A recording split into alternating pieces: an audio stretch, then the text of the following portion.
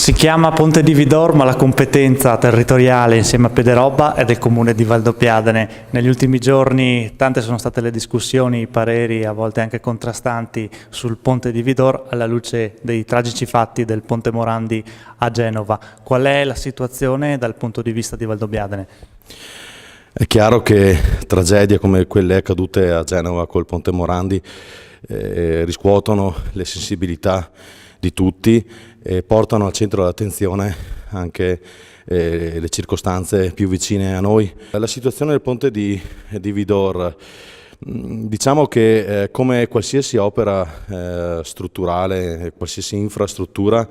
necessita di manutenzioni programmate,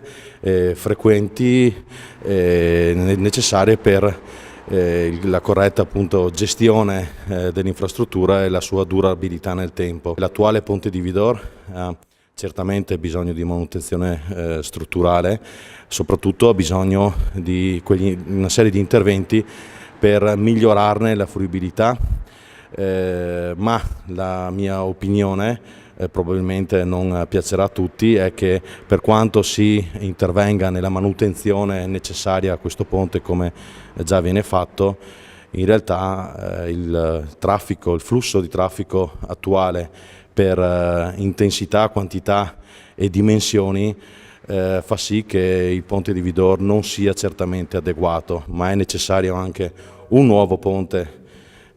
come quello in fase di progettazione, che mi auguro che prosegua la progettazione definitiva,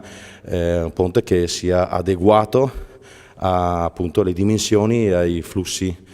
di traffico, soprattutto pesante. Ricordiamo che l'attuale ponte di Vidor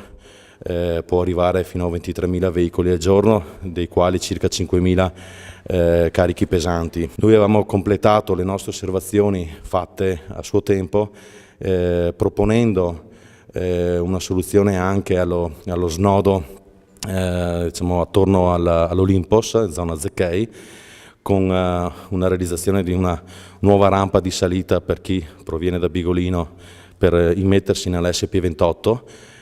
assieme all'esistente rampa per chi scende da Valdobbiadene si può immettere nell'SP28 all'altezza del viadotto di Zecchei, percorrere l'SP28 fino a San Vito, per arrivare diciamo, in località diciamo, tra San Vito e Segusino al ponte di Fener. Lì abbiamo suggerito la realizzazione di una rotatoria del tutto simile a quella che è già stata fatta qualche anno fa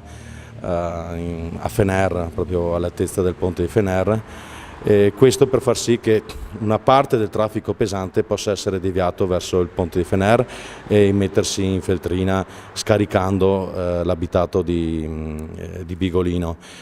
e per poi ricongiungersi per chi ha necessità di andare verso Quartier del Piave, verso Coneglianese, ritornare sul nuovo ponte di Vidor che speriamo venga realizzato. Ecco, se questi possono essere i momenti per fare delle giuste riflessioni da parte di tutti noi, deve esserci una collaborazione da parte di tutti.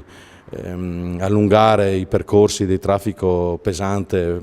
può non essere ben accolto da tutti, ma se questo è fatto per aumentare la sicurezza nei centri abitati, riducendone il traffico pesante particolarmente e incanalando appunto la grande viabilità verso strade, viadotti e infrastrutture più sicure, credo che